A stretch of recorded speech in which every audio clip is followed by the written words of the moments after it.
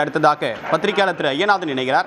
Sir வணக்கம். முதலமைச்சர் வேட்பாளர் இல்லத்திற்கு நாங்கள் உணவருந்த வந்திருக்கோம் அப்படின்னு வானதி சீனிவாசன் சொல்லியிருக்காங்க. முதலமைச்சர் வேட்பாளர் யார் அப்படின்றத பாஜக கிளாரிபிகேஷன் கொடுத்துருச்சு அப்படின்னு எடுத்துக்கலாமா? ஒரு சிக்கலான ஒரு கேள்வி. அது இதுவரைக்கும் அந்த மாதிரி ஒரு கமிட்மெண்ட்டை அமித்ஷா கொடுக்கல. ஏன் அப்படின்னம்னா அவங்க 2 பேருக்குள்ள இருக்கக்கூடிய மிகப்பெரிய சிக்கல் என்ன அப்படின்னம்னா 2 விடயம். ஒண்ணு கூட்டணி ஆட்சி, இன்னொன்னு தொகுதி பங்கீடு. தொகுதி பங்கீடை பொறுத்த வரைக்கும் பாஜக அதிகமான இடங்களை கேட்டு என்டிஏ கூட்டாளிகளுக்கு அது பிரிச்சு கொடுக்க நினைக்குது. ஆனா இதை எடப்பாடி பழனிசாமி விரும்பல. அவர் என்ன பண்றாரு அப்படின்னா, பாஜக உங்களுக்கு மட்டுமான தொகுதியை நீங்க பேசுங்க, மத்ததெல்லாம் நாங்க பேசிக்கிறோம் அப்படின்றதா. நேற்று கூட அவர் டிடிவி தினகரனை வரவேற்று சொன்னது எதுக்கு அப்படின்னம்னா, என்னோட நீ டைரக்டா பேசலாம், பாஜக வழியா நீ வர வேண்டியதில்லை, நானும் உன்னோட பேச தயாரா இருக்கிறேன் அப்படின்ற அந்த காம்ப்ரமைஸ் ஏற்பட்டது. காரணம் என்ன அப்படின்னா, பாஜக தனது பலத்தை அதிகரிச்சு காட்டுறதுக்கான முயற்சி, அதாவது என்டிஏனுடைய பலம் தமிழ்நாட்டில் அதிகரிக்கிறது தனக்கு எதிர்காலத்துல ஆபத்தா விளையும் அப்படின்றத எடப்பாடி பழனிசாமி ஃபீல் பண்றாரு. அதாவது நாளைக்கு ஒரு அதிகமா அவங்க ஒரு 50 to 60 சீட்டு கேட்கறாங்க, 56ன்னு சொல்றாங்க, அப்படி கேட்கறாங்க. அதை கொடுத்துட்டாங்கன்னு வச்சுக்கோங்க, பாஜக அணில இருந்து ஒரு 40 பேர் 45 பேர் வந்துட்டாங்க அப்படின்னம்னா என்டிஏல அவங்க பாத்தீங்கன்னா அமித்ஷா சொல்லக்கூடிய அதைத்தான் அவங்க கடைபிடிப்பாங்க.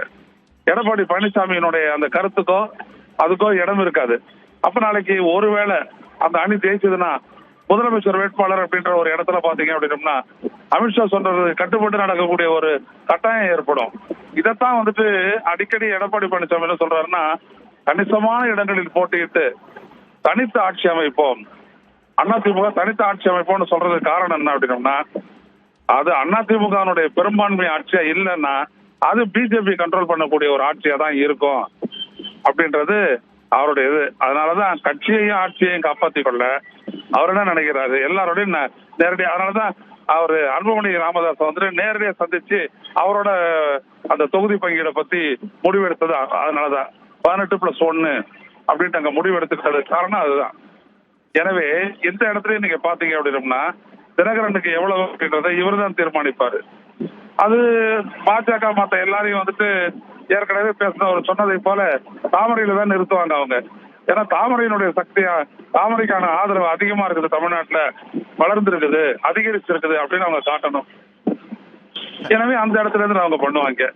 இதையெல்லாம் எதிர்பார்த்துதான் எடப்பாடி பழனிசாமி ரொம்ப இழுக்கிறார். 2வது, பாஜக கேட்கக்கூடிய தொகுதிகள் பெரும்பாலும் அதிமுக ஜெயித்த தொகுதிகள், அதுலேயும் குறிப்பாக அந்த கோயில்கள் நகரங்கள், திருத்தணி, ஸ்ரீரங்கம், ராமநாதபுரம், இந்த மாதிரியான திருப்பரங்குன்றம், இந்த மாதிரி தொகுதியை கேட்கறாங்க. அதை விட்டு கொடுக்க அவர் தயாரா இல்லை. ஏன்னா இதெல்லாம் அதிமுக ஜெயிச்ச தொகுதி, அதிமுகவே தக்க வச்சுக்கணும் அப்படின்ற இடத்துக்கு அவங்க போறாங்க. சோ பாஜக வேற ஏதாவது கேட்கட்டும் அப்படின்ற ஒரு இடத்துலதான் அவர் இருக்காரு.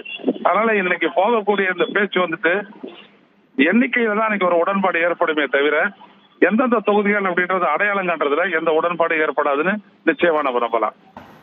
விரிவான கருத்துக்களுக்கு மிக்க நன்றி திரு ஐயநாதன். பாஜக தேர்தல் பொறுப்பாளர் பியூஷ் கோயல் தற்போது அதிமுகவுடைய பொதுச் செயலாளர் எடப்பாடி பழனிசாமி இல்லத்திற்கு சென்று இன்று காலை உணவருந்தி நாளை நடைபெறக்கூடிய பொதுக்கூட்டம் தொடர்பாக என்ன செய்வது, அடுத்ததாக என்ன இது போன்ற விஷயங்களை திட்டமிடுவது என்பது போன்ற மிக முக்கிய ஆலோசனையில் ஈடுபட்டு வருகின்றன. தொடர்பான சிறப்பு நேரலையை பார்த்து வருகிறோம். ஒரு சிறிய இடைவேளைக்கு பிறகு இந்த நேரலையை தொடரலாம்.